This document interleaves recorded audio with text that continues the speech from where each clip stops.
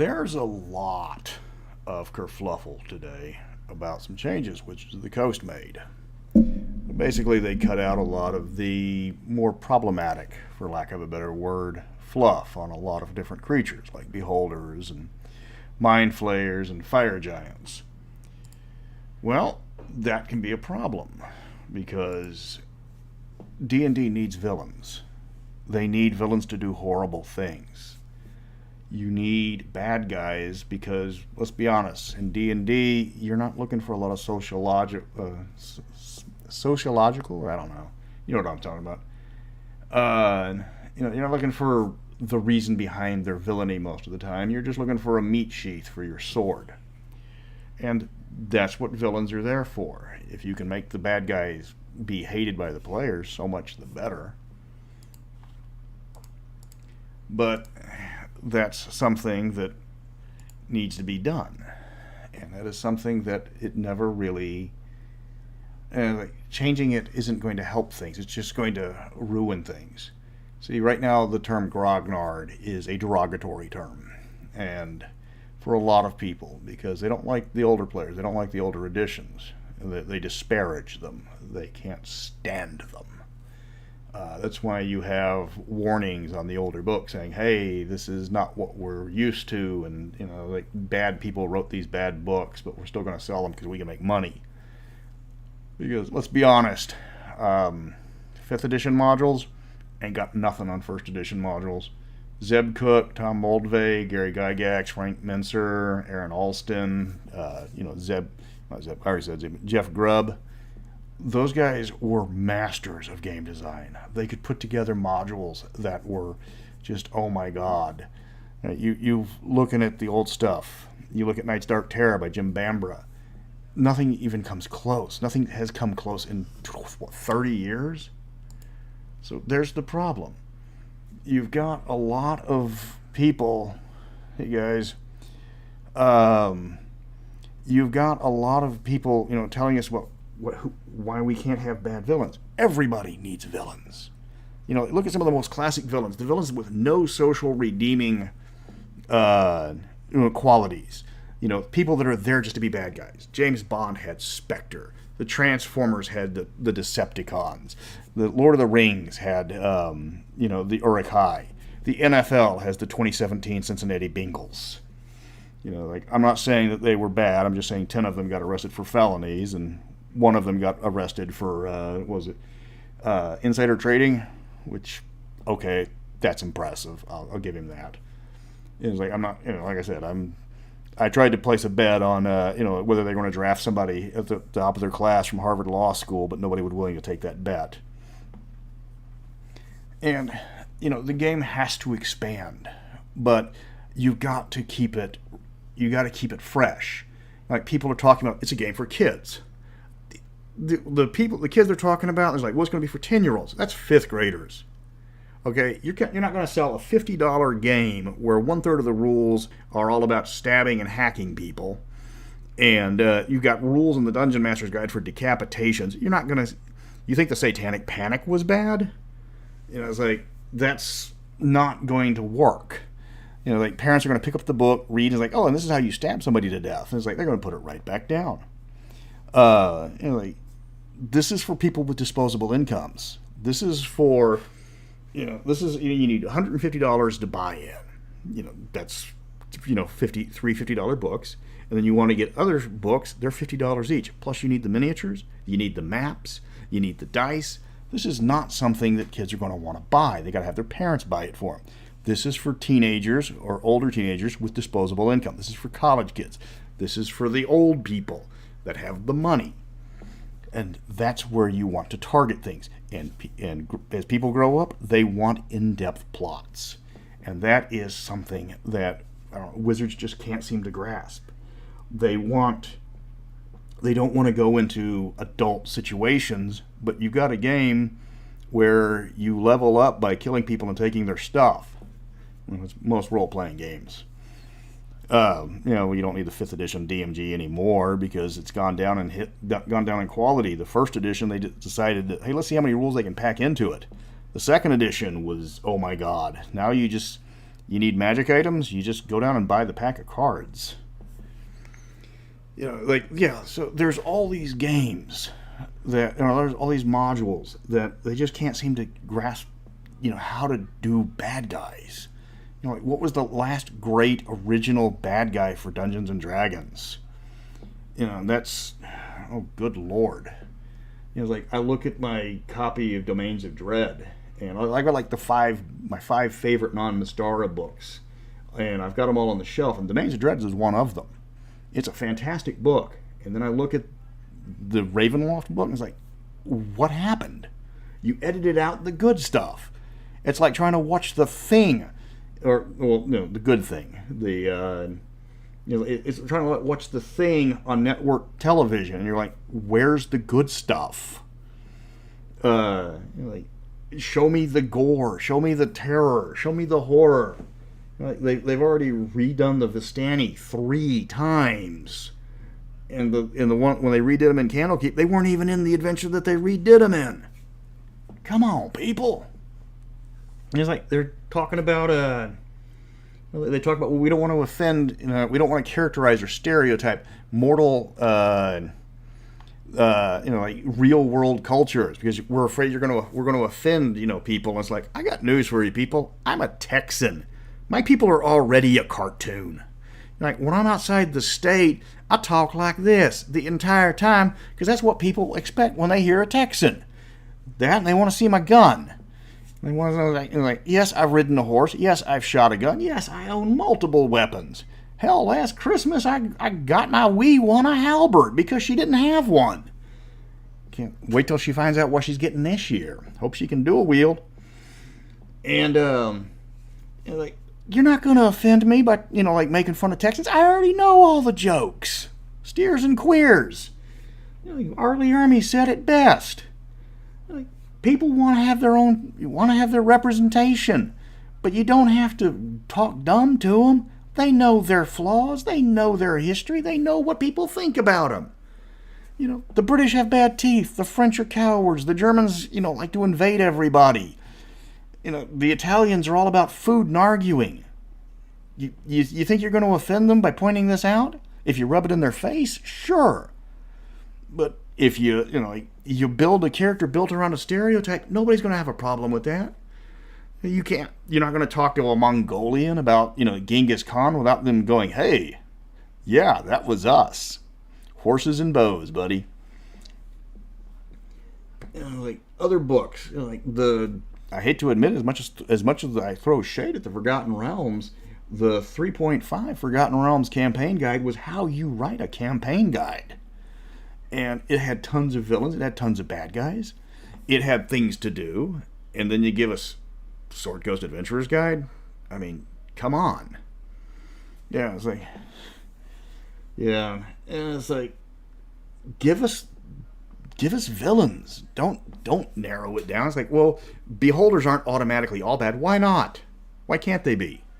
Mind flayers. Yeah, we're going to eat your brain, but we don't have to be bad about it. It's like, give me the people I want to boo. Give me the people I want to hiss at the screen. Give me the people that I will be glad to stab. There's a reason why Bargle is still hated in D&D among the grognards, because we can take our kids and we can introduce them to this nice new NPC and say, hey, this is how it's going to go, and then stab them and have Bargle blow her up or stab her to death. Did that in my last D&D game. Guy fell in love with a Mongolian or an Ethengarian scout, and they were like, oh, he's all hot and bothered and stuff like that, and then Bargle hit her with a fireball. Yeah, he never forgave her. He never will. He never forgave Bargle, and he never will forgive Bargle. You don't shy away from adult topics for a game built for teenagers and adults. The Grognards play 5th edition because it was fun. It was 2.5. It wasn't that complicated. I mean, it wasn't 4th edition's board game, and it wasn't 3.5's Church of the Almighty +1. But it was a lot smoother than 1st and 2nd edition. Yeah, John Irenicus, you'll never get him again. Hey, I'm here to steal your soul and your sister's, and then I'm just going to dispose of your corpse. If Irenicus had anybody other than his sister do his job, he would have won. Plus, he was voiced by David Warner, and David Warner is just automatically awesome. The but you don't get Saravok, you don't get John Irenicus, you don't get the nameless one. Like they've done Drizzt Do'Urden to death, to the point of like when I was talking about Marvel, and I was when I was talking about Marvel, and it was like, back when it was the 80s, and all these cliche characters that people just can't stand today are now, or back then, they were fresh and they were brand new. And then you can tell a story and make it go way too far. That is one of the problems with storytelling, is you got to know when to put a cap on it. They fast forwarded Forgotten Realms, 400 years from 4th to 5th. Elminster's still alive. Drizzt's still alive. Jarlaxle's still alive. Minsk is somehow still alive. Their stories have been told. Move on. But you can't do that. You want a decent villain. Either they have to have something relevant to the plot, or relevant to the hero. The hero's got to want to stop them. The villain and the hero don't even actually have to meet. They can have opposite ends of opposite ends of the side and not even know of each other. There's a lot of great movies that do that. The Fifth Element, Corbin Dallas and Zorg never meet, not once, but they're both memorable in their own way. Yeah. You can create characters that are nuanced. Looking at my videos, Baron von Hendricks, one of the most popular videos. Hello, Thomas. The Baron was a great villain because he was just like the evil bad guy, ha ha ha. And then the Vaults got a hold of him, and he became fantastic because his family was just as evil as he was, and he developed not a mechanics, but he became a lot more than just a card-wielding villain. He was now a family man who wanted to take over and to make the world better for what he thought was the right thing. My players, when we played it and we introduced Amelie, which was his beautiful daughter, charisma 18, lawful evil villain, and she was terrible. She was a horrible person, but she was nice. And she paid well. So when they found out that she was using them to kill off the entire Iron Ring, so her family's slaver connection came in, they weren't that upset. But now they're getting rid of slavery. I mean, Pathfinder just announced they're not going to do slavery anymore. They're just going to not mention it. It's never going to happen. And those are the bad guys. You're supposed to be liberating the slaves. You're supposed to be raising the slave revolts. And then look at his, and you look at the settings that were classic. You can't do Dark Sun without slavery. It's impossible. It's ingrained into the story. You are Spartacus. What are they going to do? Never mention Dark Sun again? Well, I don't know if D&D's ever going to mention anything other than the Forgotten Realms and then what's left of Ravenloft. And Eberron has survived intact, but that's because Keith, I'll give him credit. I've never been a fan of Eberron, but Keith Baker is possibly the best game designer for Wizards of the Coast, because he fought for Eberron and he kept it. He kept it in his vision. And that, considering what they did to everything else, that is commendable. Plus, if they start revising everything and start revamping everything, then all the guys that do all the lore videos over on Forgotten Realms are going to have to start all over, because then they have to start carving everything out. Mystara has real-world equivalents, so naturally they have real-world slavery. I mean, the big empire is based on the Romans. You gotta have slavery with the Romans. That's most of their stories that, won Oscars. Maximus was a slave. Spartacus was a slave. A funny thing happened on the way to the Forum, again, about Roman slavery. And you can tell stories from that. You can have tragic stories. You can have comedies. You can have action adventures. Those 3 movies were all that. Hell, one of them was a musical. That's what we need, is Zero Mostel in Mystara. Like the Genghis Khan, the Ethengar, he started off as a slave. Go watch Mongol. I wish they'd ever made a sequel to it, but hey, it didn't make a lot of money. The point is you can't water the setting down and expect people to go and keep playing with it. If you veer too far from your base in your game design or your story, you lose your base. This isn't to be contested. There's tons of examples of this. 7th Sea, when I did my review on that, they came out with 7th Sea 2nd Edition. And they made a lot of changes to it. And they changed the mechanics. And they changed the way players worked. And it became impossible to fail. Literally, you just rolled to see how many successes you got, and then you spent your successes to complete your actions. And if you can't fail, there's no thrill. And because of that, I got into 7th Sea, and I was like, oh my god, this is going to be awesome.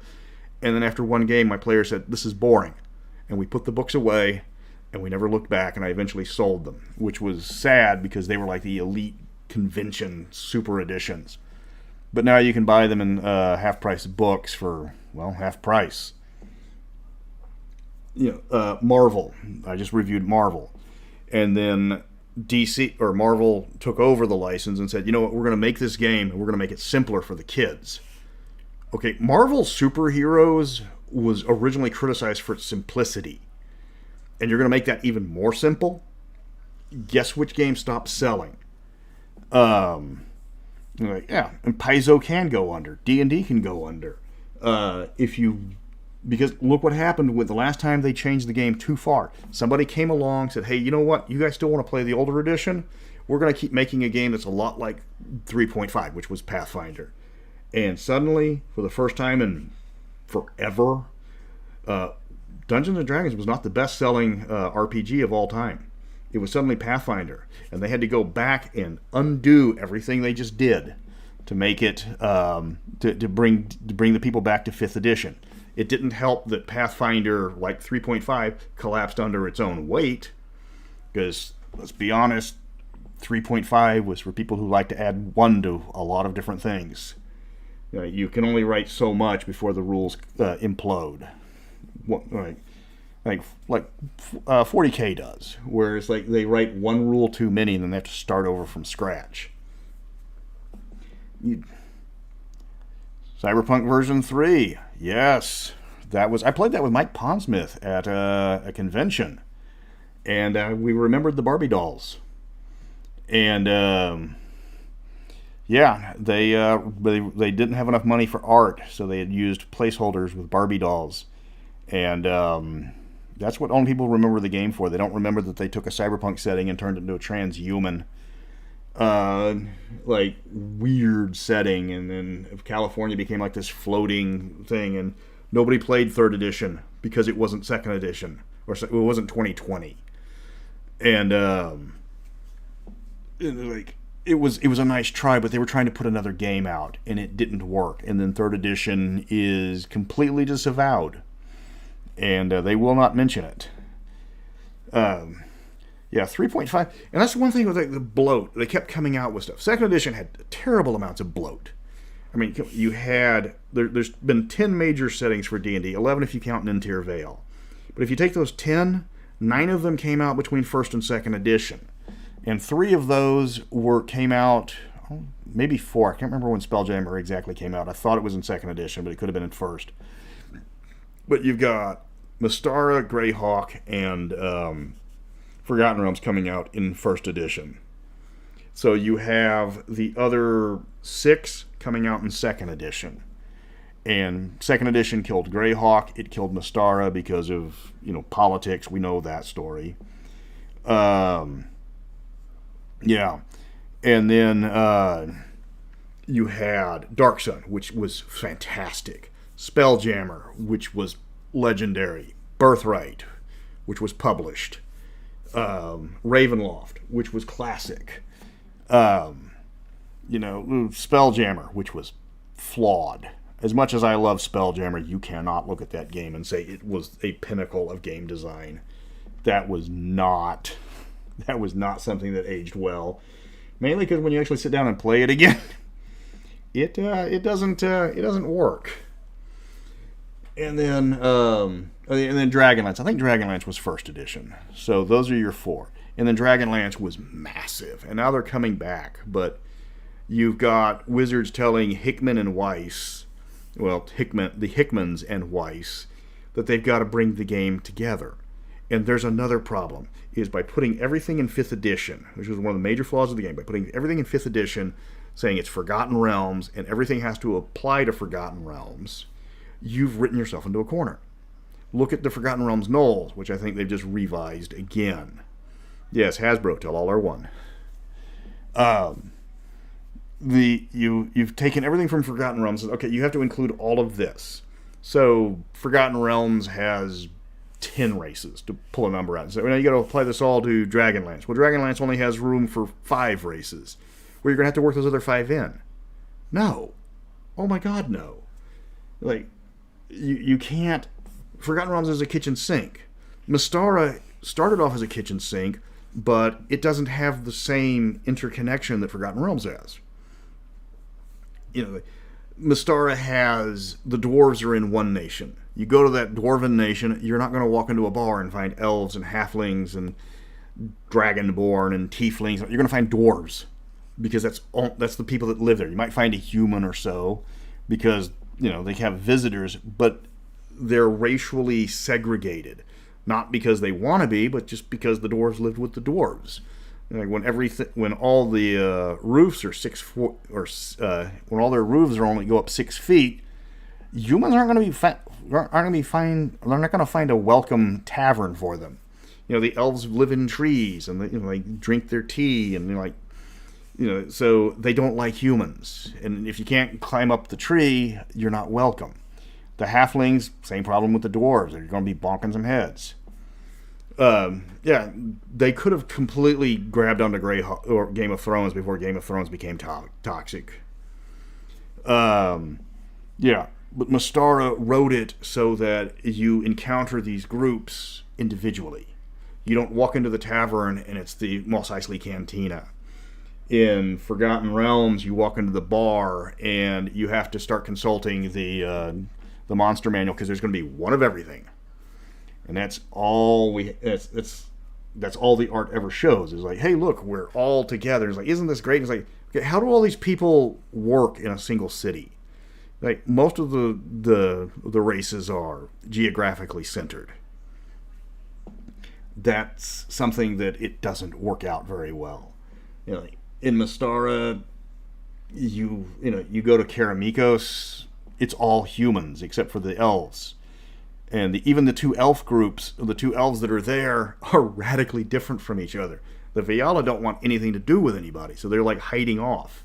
And then the Kalari are on another part. They worship different immortals, and the Kalari are the ones that are like, okay, we're going to cut down trees, wear high heel suspenders and a bra, and then we're going to go logging down and sell stuff. Yeah,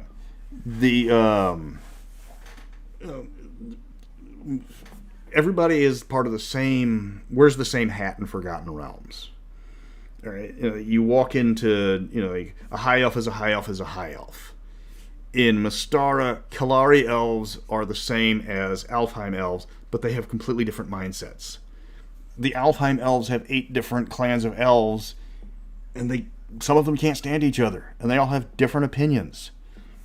The dwarves of Rockholm and the dwarves of Minrathad are completely different.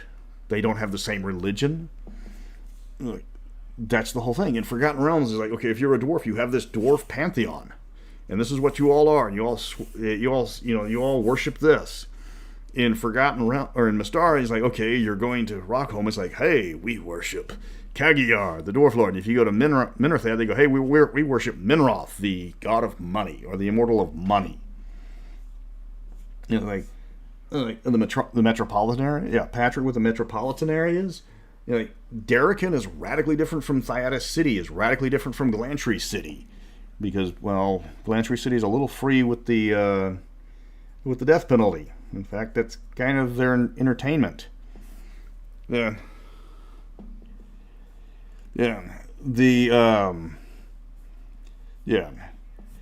So you water things down. You make the villains bland. You make every tavern you walk into, the Mos Eisley Cantina, you make everything generic, and there's nothing special.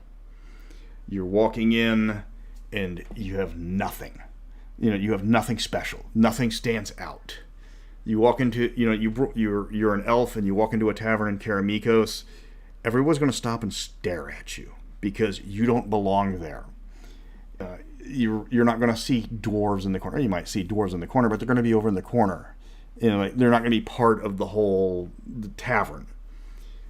Greyhawk was like that. Greyhawk was the greatest example of nation building for D&D because you had like 60 nations and they hated each other. They couldn't stand each other. Even the lawful good ones didn't like each other. They could have done so much with Greyhawk, but Greyhawk is very human centric. The only one that even comes close to Forgotten Realms in terms of diversity as far as the party would probably be Dark Sun, and that was because they're all survivors of a revolt, and these people are battle hardened, and they're blood brothers because they fought alongside of each other. I don't know, Wizards needs to go in the opposite direction. So everybody from Wizards who's listening, be sure to write down everything I say verbatim. Because you've got, they tried to come up with, these anthologies. Like in the new Strixhaven book. It's like, okay, it's okay, but when I think, D&D college, granted, there's the Glantry Great School of Magic, but I want to see Thaetians jumping up and down and screaming at each other, "Toga, toga, toga, toga." And instead, it's a bunch of adventures. The Wild Beyond the Witchlight. They threw out a bunch of, oh look, I'm from Greyhawk. You're into this character, and they're from Greyhawk, and I'm from this, and this character's from Kryn, and this person's from Nastar, and that's it. That's all they ever mention. Introduce us to these characters. Tell us a little bit more about them. And don't listen to the people that just bitch to hear themselves bitch. Yeah, it was like the guy that what was it? The Candlekeep Mysteries guy, the one that wrote the one about the bullywugs fighting the Yuan-Ti, and he got upset. It's like, okay, because they edited his article, they edited his book. And it's like, he only got the job because he complained about it. And it's like, yeah. And it's like, and then he comes out, and it's obvious that to anybody who's ever written professionally, that this man has never written before in his life. You don't go, like if you got let me see, on average it's about 500 words a page. So he did 8 pages. So let me see, that's what, 4,000 words. And he goes over by an additional 2,000, that does not endear you to your editor. Especially since they have to spell check this, run it through a continuity thing. I mean, this isn't Nastar. Forgotten Realms actually has continuity. You got to put the art together, you got to make space, you got to give it to the layout person, and then the editor's got to finally put all this stuff together. Yeah, if you can't follow basic instructions, you're not going to get another chance. And this is the problem with them hiring, you're trying to get celebrity content creators or influencers. Like, Matt Mercer, don't get me wrong, has been great for the game. It's like, I don't have any problems with Matt Mercer. He is having fun. He's bringing new people into the game. I don't know the man personally. I've never watched a single minute of his show. He never texts me. He never calls. He never stops by to say hi. But he's having fun, and people like him. You've got a lot of people where they're obsessed with the cult of personality. So you go to these D&D group or these D&D pages, and it's all these actors. Okay, great, but where's the designers? Where's the people that are like putting out, like MT Black over on the DM's Guild makes just tremendous amounts of stuff. I've done editing for him. Some of the stuff he puts out needs a lot more editing than others, but where's he?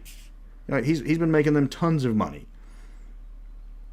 Yeah, Oh yeah, his complaint that he added words to his text. The word was primitive because they had already used on the. They were describing some hastily thrown together uh, buildings, and they'd already used ramshackle. They'd already used roughshod, and so they used primitive. He didn't want them to use the word primitive. Okay, writing for books, the number of letters in a word is important because I have gone through thesauruses looking for a synonym that was one letter short, so I didn't kick the word down to the next line, causing a widow or an orphan. Yeah. The like editors got to play with words. Words are the currency of page count. Like if you can't use the word ramshackle twice. You can't use the same word repeatedly because that's a big problem. It breaks up the flow of the reading. So yeah, he didn't like the word primitive. I got news for him. The word primitive has more than one meaning. If you don't understand the definition of homonyms, you need to practice your writing. In the old days, they would take people like that and throw them a dungeon article. They said, "All right, give me an adventure. We'll put it in dungeon. If it works out well, we'll give you additional work." And that's the weird thing about it is I'm reading this, reading like, well, we're going to make everything a lot less offensive.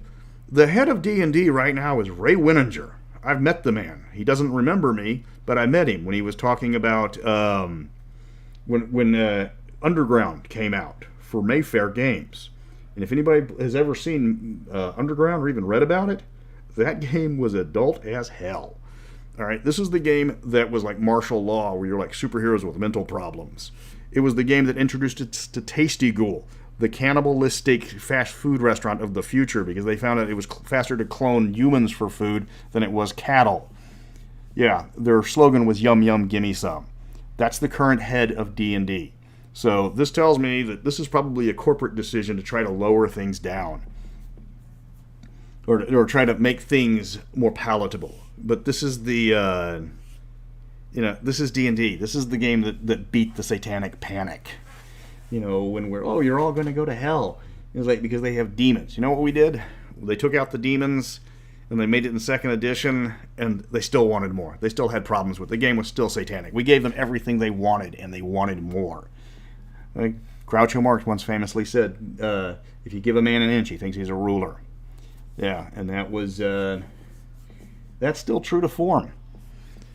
They need a villain source book. That's one of the things they need. Second edition had it. They had the villain's handbook. Rather than just give us just a list of villains, give us why they're villains. That's actually a book I gotta write. If I ever had the time, I'm still working on the DMG, and that's I'm on the tedious rehash section of it. Like looking at classic villains. Lord Soth, great villain. He's like torn through his own, torn apart because of his own nagging conscience. But the fact that he refused to admit that he was, he was a bad person. And then they stuck him in Ravenloft without telling Margaret Weiss because she had plans for him in Dragonlance still. So, yeah, that was fun. I've heard her rant about that, and she was the reason why they permanently killed him off. Yeah. If I could write an adventure to introduce the multiverse, that would take 6 of the classic villains. All right, have them all steal a MacGuffin. Have them all run their copy of the MacGuffin to Sigil, where they try to assemble the MacGuffin into the bigger MacGuffin. Yeah.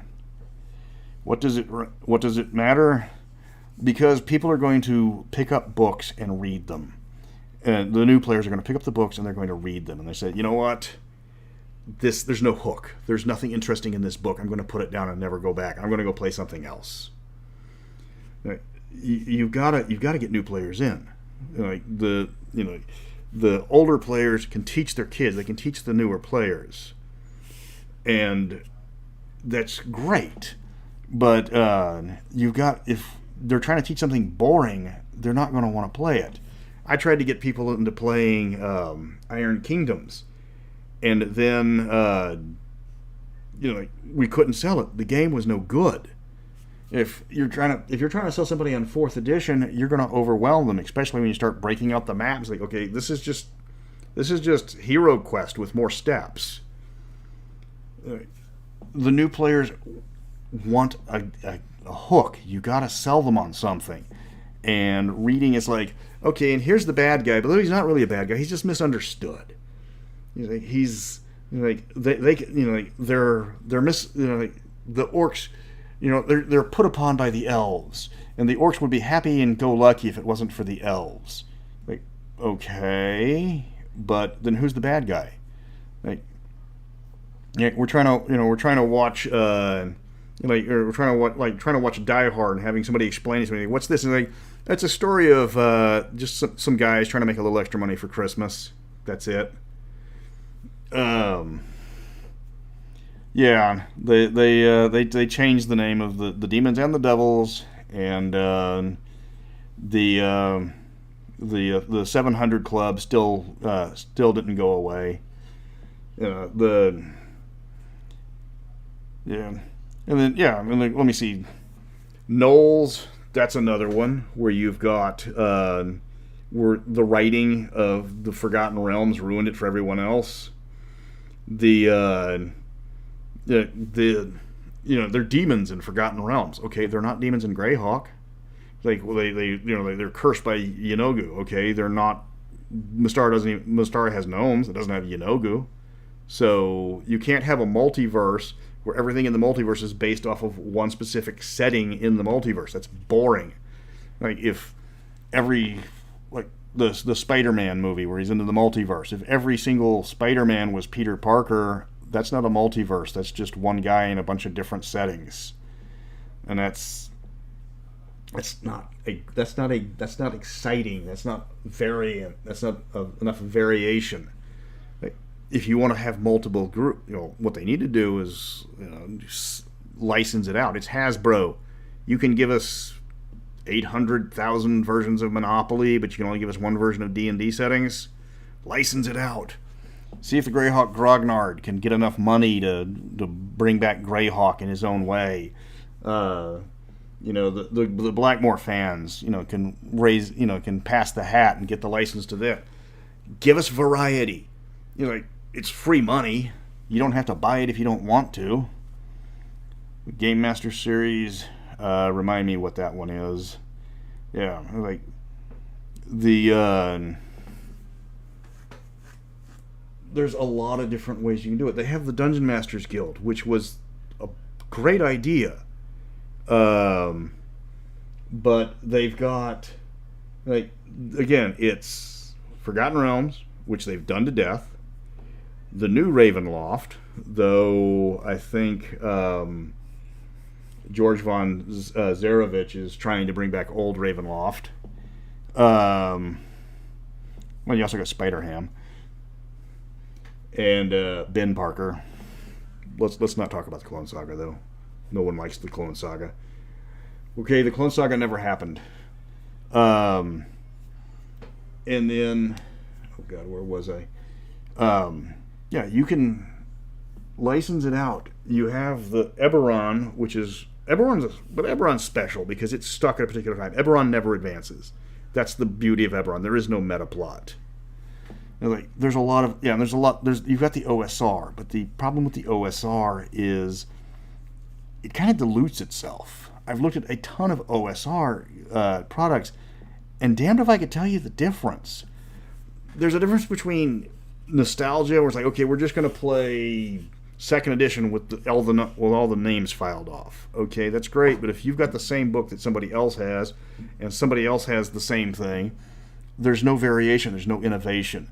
You can't have you can't have the same thing over and over again. You can't just stick to the past. There were problems with second edition. There's problems with older editions. And if you don't address those problems never go away. There was, you have to make things better. you have to get the game and get it. You have to hammer out the flaws.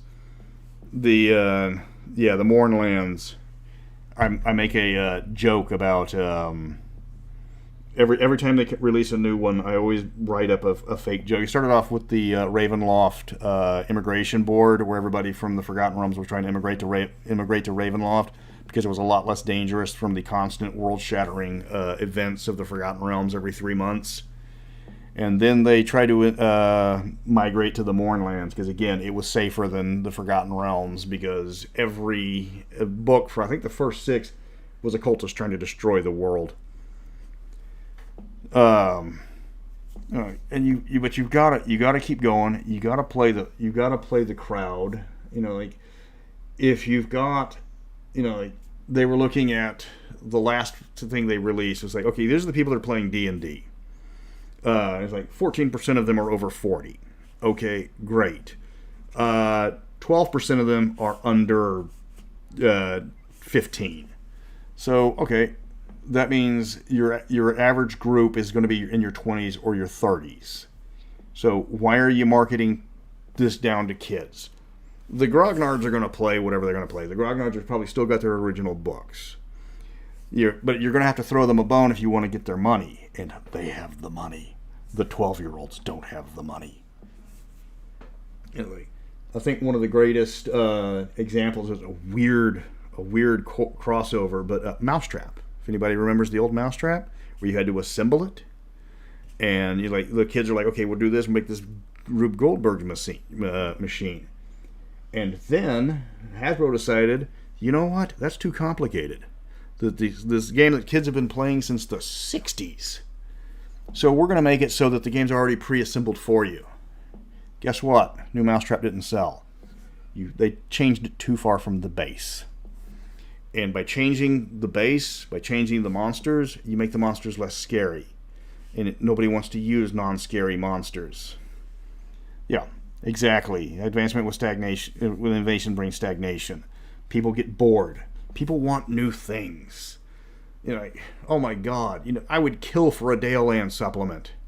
One of the problems with 5th edition, which I don't have any proof of this, but I just from my own writing experiences and my own game design experience,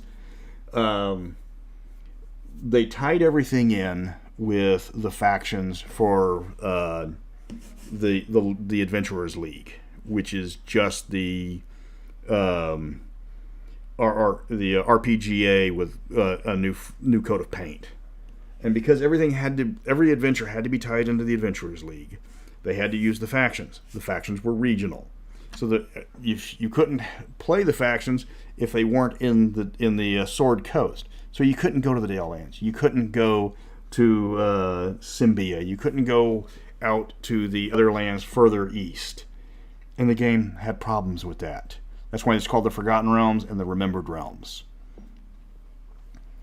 Yeah. It's not even, it's Magical High School. Yeah, everything is set in Sword Coast. And it's like, I grew up on the Gold Box set, which was, everything was set in the Moonland, or the Moon Sea, which was actually pretty fun. But you got to get more. You've got to get, you've got to expand out. You don't want to flood it. Second edition flooded the market and it drowned. Third edition flooded the market and it drowned. Fifth edition, for all of its faults, I will say this, as far as expansions go, it's actually pretty good, because it's on par with first edition as far as the number of books that have been released. And it's been out a lot less. So, not counting the modules. First edition had a ton of modules, but they were all 32 pages. You could throw out the modules, and you could throw out a module in about a month. Fifth edition, all the modules are $50. Yeah. Yeah. Well, the prices for trying to get Hackmaster might lead you back. I've tried to get Hackmaster for a review, and they proud of that game. It was actually D&D, or Wizards, gave us Hackmaster because they kept using Blackburn's art after they stopped paying him for the art. So then his lawyers got involved. Yeah, fun times on that one. You can, 5th edition could become more complicated. You could have, here's an idea. Why don't they have like an advanced version of 5th edition where they add more rules, make the game more complicated for the people that want that? Then you could have a basic version where they strip out all the stuff, and for the introductory for the kids, we could have it like, now call me crazy, but we could have like a basic Dungeons and Dragons and an advanced Dungeons and Dragons. And the that way you can have the kids and stuff like that. You have the kid, and they can get into this, and as they learn the rules, they can say, "Hey, we're going to go into the bigger rules and learn that." Just call me crazy. I'd turn in they've got a job posting. I'd apply, but 1, I make more money than a game designer at Wizards does right now, and 2, I'm not moving to Seattle. Houston may be hot, humid, but it's cheap. Compared to what I've lived, compared to wherever else I've lived, it is a lot cheaper. Plus, I've seen the Mariners versus the Astros. That's not a pretty picture. But yeah, it's like, write a villain book. Give us the villains we want. Like they did give us the villains that they want. They had all of the this is how the Mind Flayers work. This is how the Dwergar work. This is how the Drow work. Like, give us a book of the multiverse. It's like, okay, here's the Drow. It's like, this is the Drow in other settings. This is how gnolls work in the Forgotten Realms, but gnolls are different in other settings. They're not demons in Greyhawk, and I think they're dead in Dark Sun. And as far as I know, they're all into barbershop quartets in Planescape. But that'd actually be fun to play. It's like, okay, I'm playing a gnoll, here's my straw hat, and we're automatically bards. Get 4 players together, make them all bards, and just do barbershop quartets. That'll make the list quick. So yeah, Wizards they want to make a multiverse? Give us a multiverse book. Give us something, hire people that know about the old stuff. Like, I know they're going to have certain requirements for everything, but you can have people that can try to squeeze things in. God knows I've been shaving off enough of the problems with Mystar to make the continuity fit. They have a problem where they have like checklists that certain things have to apply. When I was talking with Rubus, if anybody saw that chat, when we were talking about the art for 5th edition. And it's like everybody's neck to toe. Everything's done Victorian style. We tried to count the number of shoulders that you could see the number of shoulders you could see for a woman on each individual book. And pieces of art, you get about 1 midriff, 1 shoulders. Play nice, guys. Please. You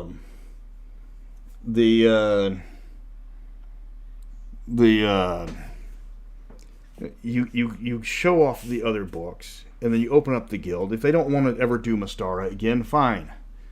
I had like over 10,000 downloads.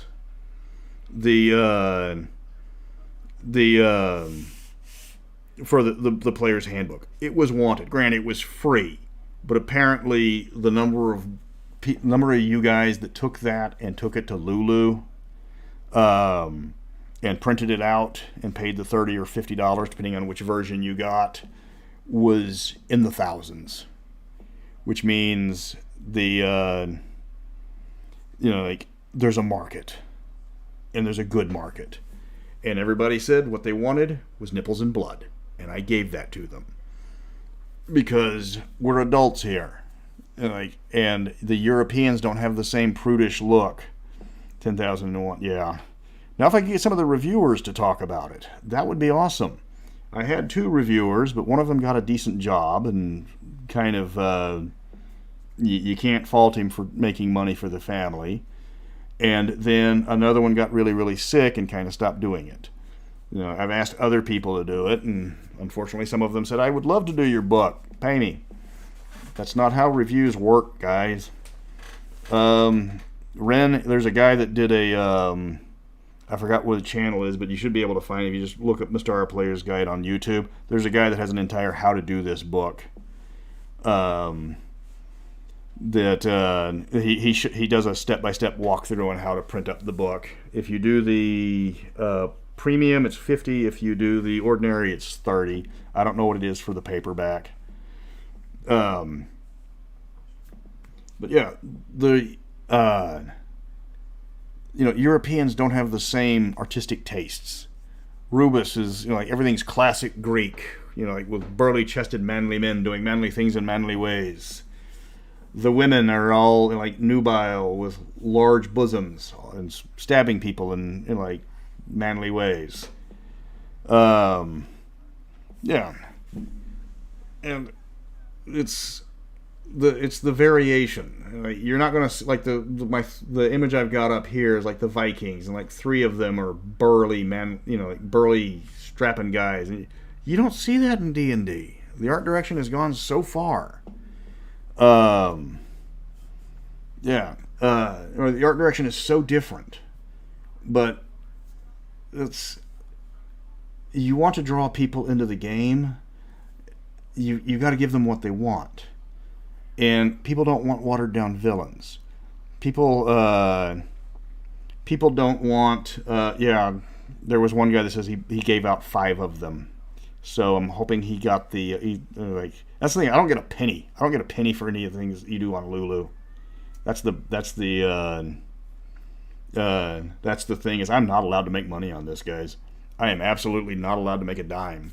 You guys can donate to the help me get art for the DMG, because I've got to. I'll be doing some live readings for fundraisers to help to get money for Rubus, because I got to get $2,000. But he's got to get me that original. He's got to get me the art I've already paid for first. Yeah. And then you're trying to sell to people, and you're trying to get give them what they want.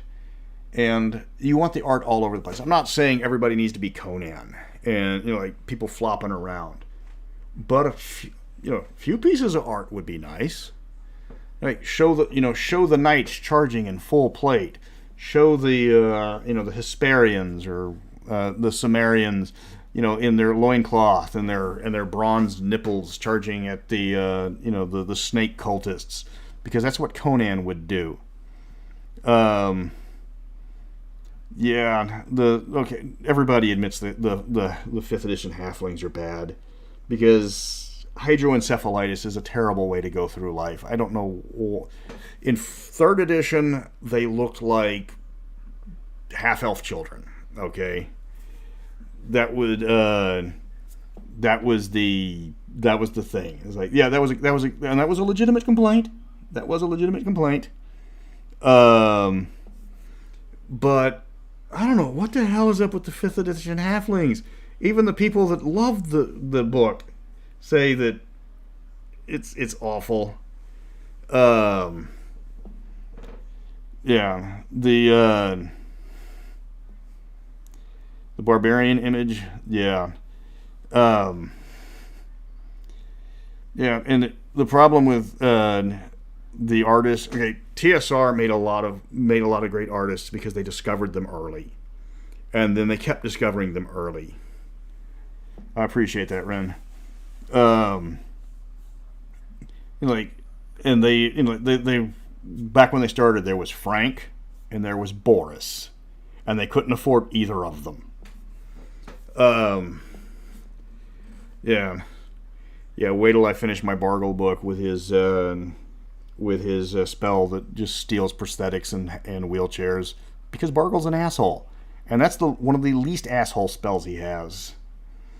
I don't know. Luxembourg's been kind of has been kind of quiet lately, so they might be up to no good. Yeah. I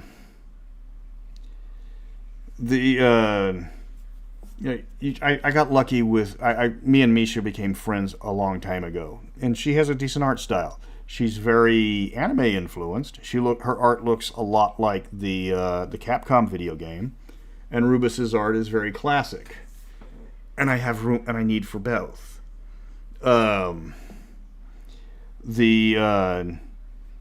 it's like I do need to put up, and I will admit, with the upcoming book, I do need to put in more non-human characters. I've talked to Rubus about this. Well, you can't let them be hobbits because then the Tolkien estate gets after them. And so you've got all of these people that are, have lots of different interests, and you don't have to keep to one art style in a book. The second edition book, some of the most classic art, dozens of interior artists.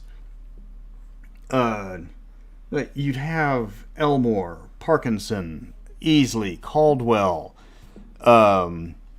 Bruce was talking about how TSR used to fight over Stephen Fabian because his art was just so classic. You can give people a lot of different... Hell, you can give different artists a different chapter. That's what I did in my book, because I needed something to look... For the Immortal chapter, I needed something to look inhuman. So my friend Leo, he's like, all right, I'm going to give them... I'm going to draw up the Immortals, but I'm going to give them Uncanny Valley. And he did. And there's something wrong with all of them. They're always just a little bit off. Because they're not human. They're not what they're supposed to be. They're godlike creatures. And you can do that. That's art design at its finest. Where everybody everybody in different sections appears differently. And that is that's something that I wish Wizards would do. But there's something to be said with keeping a unique style. That was what Frank Mincer, when he looked at my book the first time, picked it up and he said, "Okay, this is great, but you need to you need to keep the art, at least from in the sections, the same." So I had to, unfortunately, get a lot of art replaced. Faith did a lot of hand-drawn art, which was fantastic, but it looked out of place. So I'm gonna reuse it for the DMG, but we're gonna frame it so it looks like paintings of all of these, and that looks a lot better. The problem is they're trying to do it on the cheap, so you try to use new artists.